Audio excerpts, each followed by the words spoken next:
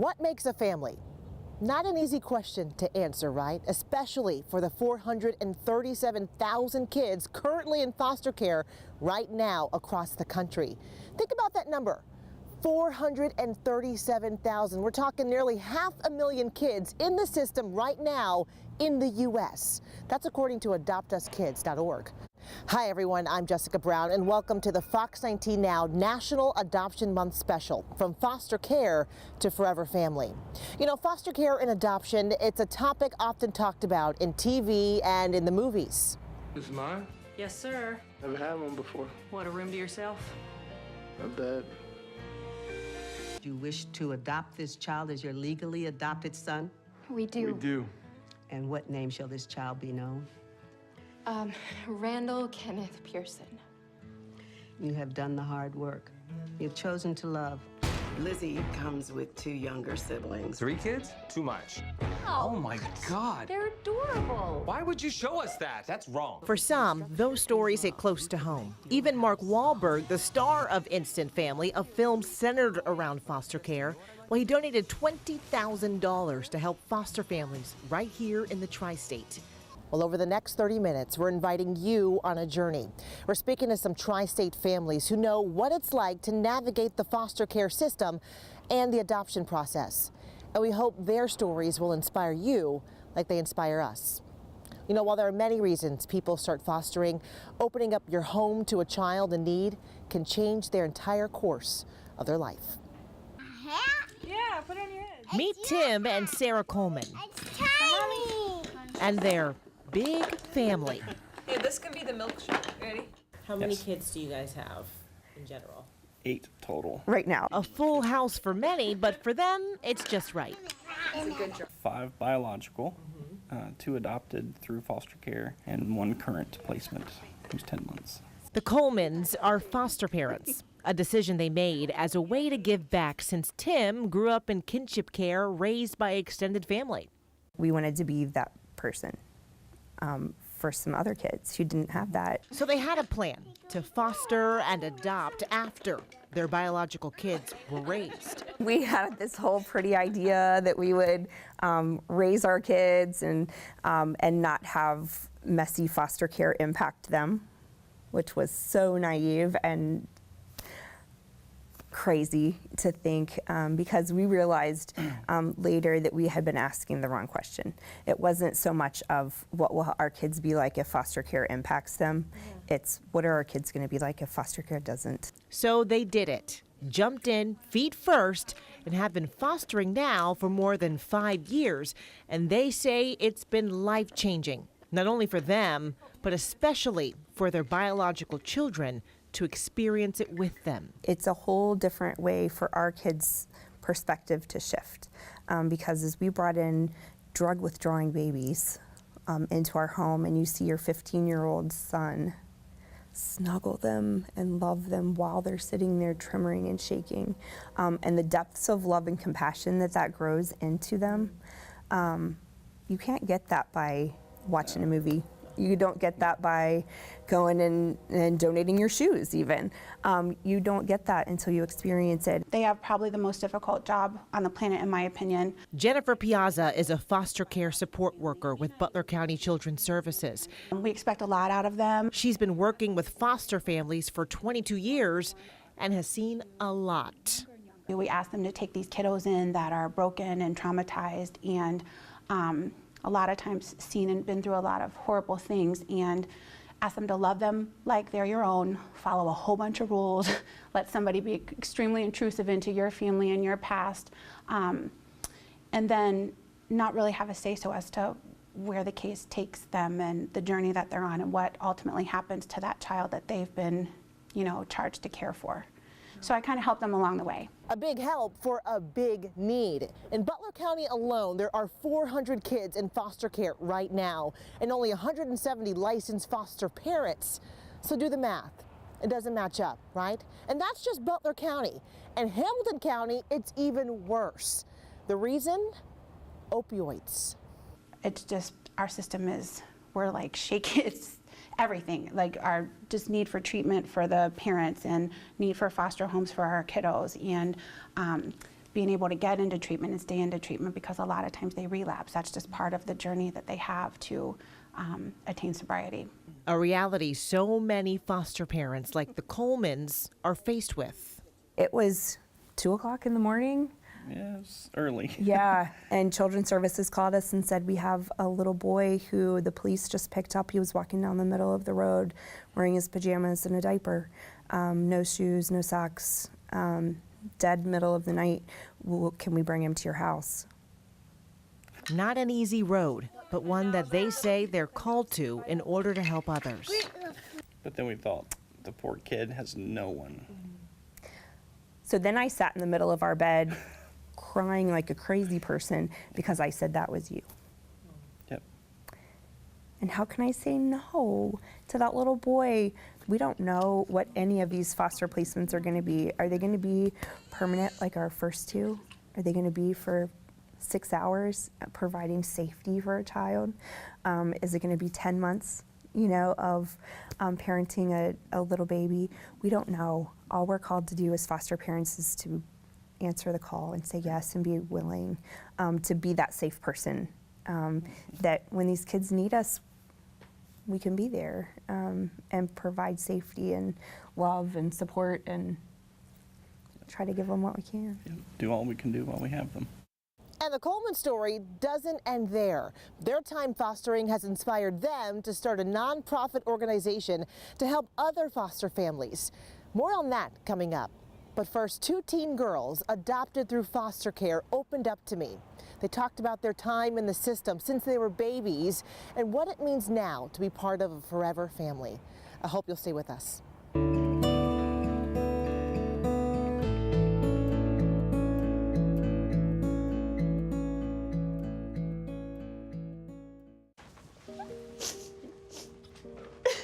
Oh no, what happened? Dave. Oh, I got this. Hey, kiddo. Dad. It's good though. Good. Try.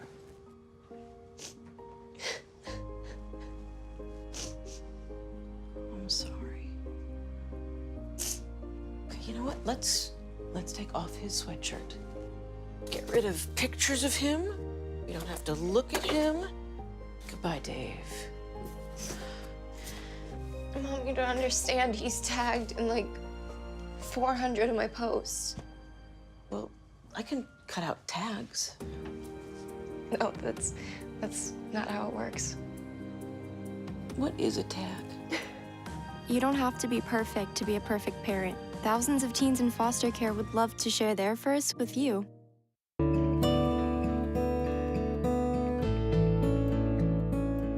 Foster care can be a tough road to navigate for the parents, but especially for the kids in care who often feel scared and alone. It's something that kids should never have to deal with, but for those that do, it's just part of their story. 2 teen girls I spoke with never let foster care define them, and now they're working to raise awareness of the need for foster parents. Listen to their story. Lady. Sisters. They always have each other's backs. Is she okay? Yeah. Even when life gets a little heavy. These sisters may not all look alike, but they are definitely all part of the Woodruff clan. We don't quit in the middle in this family. Meet Tiana and Kiana, 17-year-old twins. All right, so our journey is super complicating. So we started out in Cleveland, Ohio. Complicated, to say the least. From about 18 months old up until we were adopted, we were jumping from foster home to foster home due to like different substance abuse issues, alcohol, neglect, and just things like that. 8 different foster homes, not staying long between any of them. It was confusing, overwhelming, kind of heartbreaking, because you never know what's going to happen next, so it's really scary. You don't know what the people are going to be like, the environment, and then when you go back home, you're going to wonder, is he better? Is he worse? Like, how long are we going to even be home? Like, how long is it going to be till we're in our next home? So it's like our life was just like a guessing game. Until at 12 years old, they met Brian and Katie Woodruff, who were foster parents. And right now I'm doing Wizard of Oz with Tiana. Lainey, when she was younger, gave us like a tour of the house and where we were gonna stay and things like that.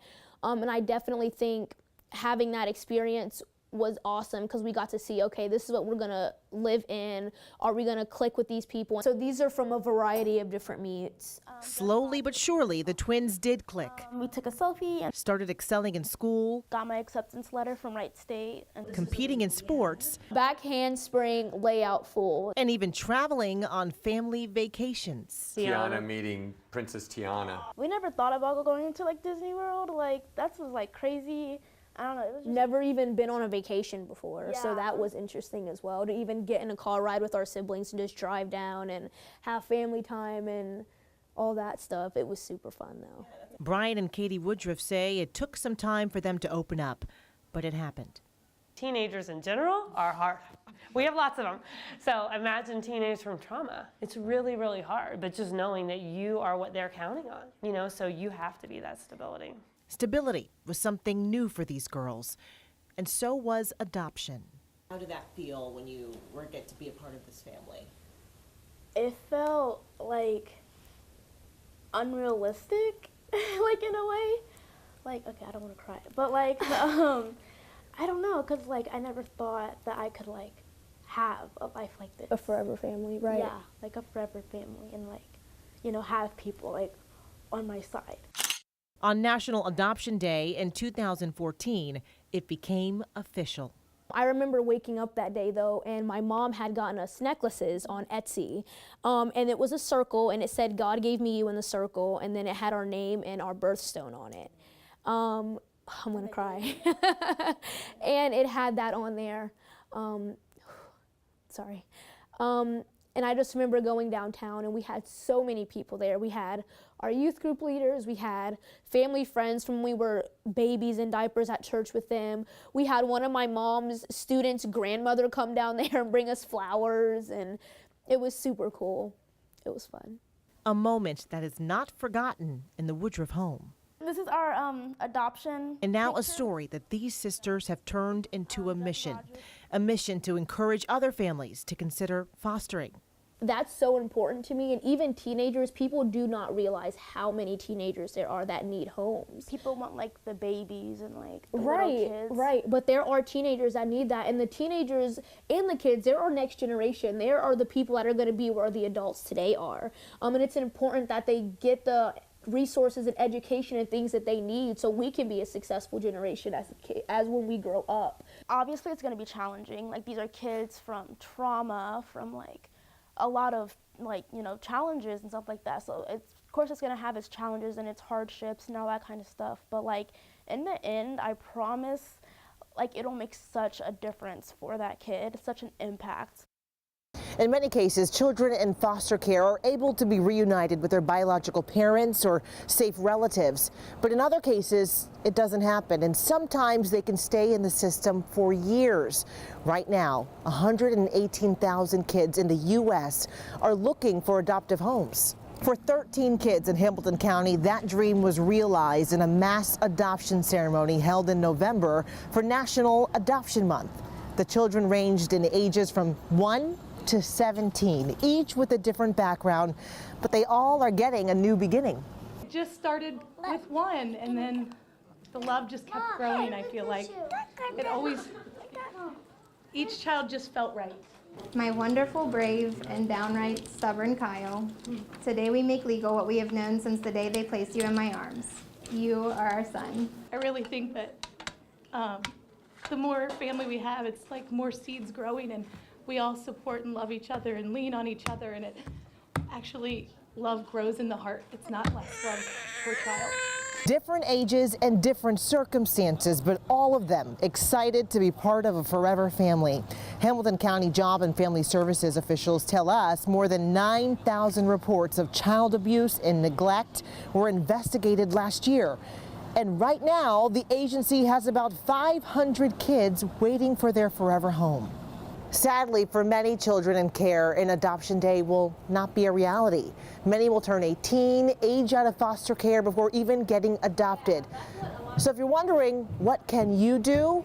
We know not everyone can open their home to foster children, but there are other ways to support foster families and these children. Coming up, we'll show you how one family started giving back and how you can get involved. That story's next.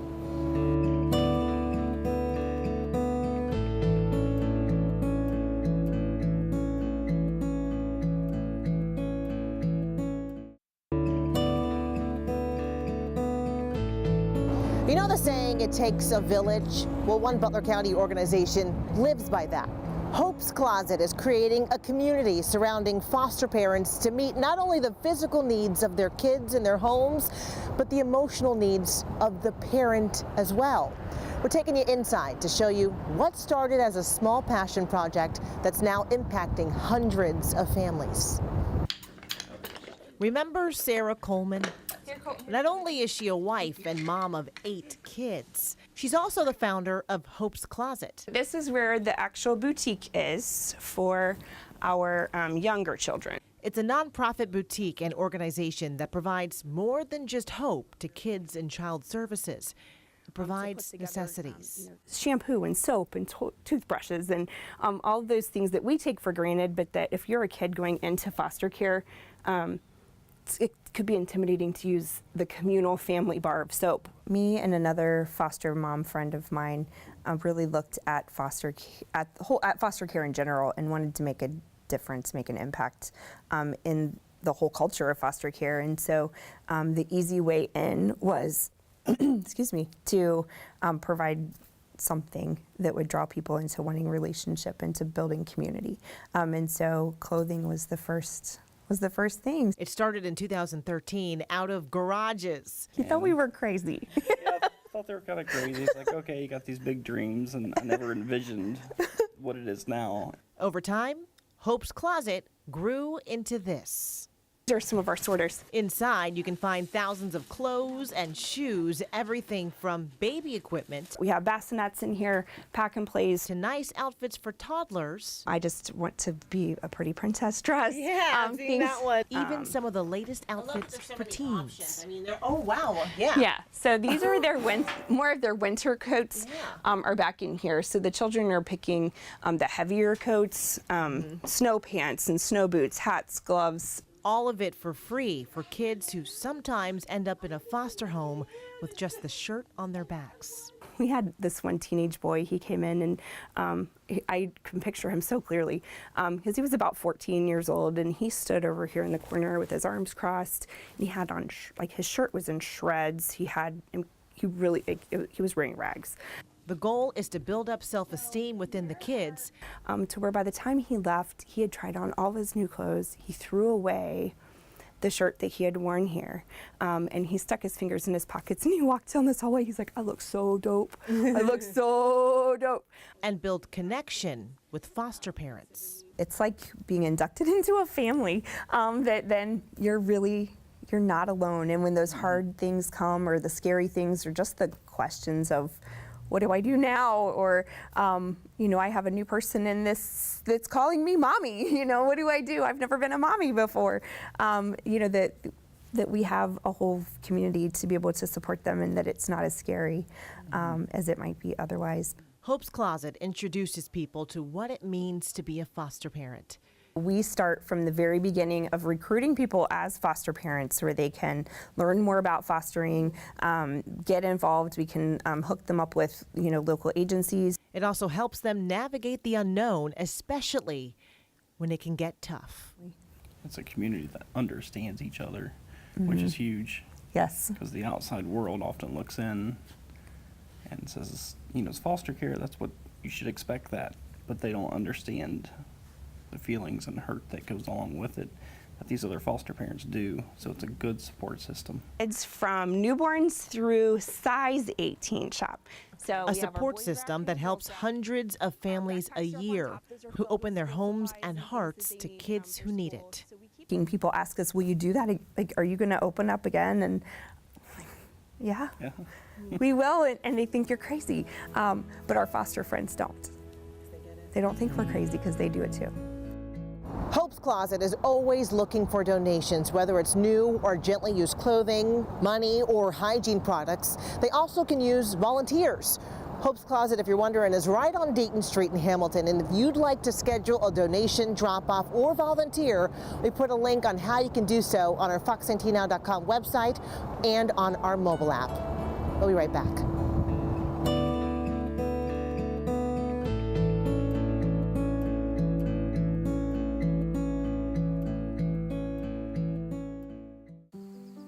Hey, Dad. I need your help asking Jessica to prom. Of course. Love is like the ocean. You have to tread the Oh, waters. Dad, that's not the kind of help I needed. Hey, Jessica. Will you go to prom with me? Yes. You don't have to be perfect to be a perfect parent. Thousands of teens in foster care can't wait to share their first with you. We hope these stories inspired you. If you'd like more information on becoming a foster parent, we put more details and a list of resources on our website at fox19now.com. You know, we want to say thank you to all of the families who open up their homes and their hearts to foster children across the tri-state. You are making a difference. And thank you to those who have become a forever family through adoption. I'm Jessica Brown. Thank you so much for watching.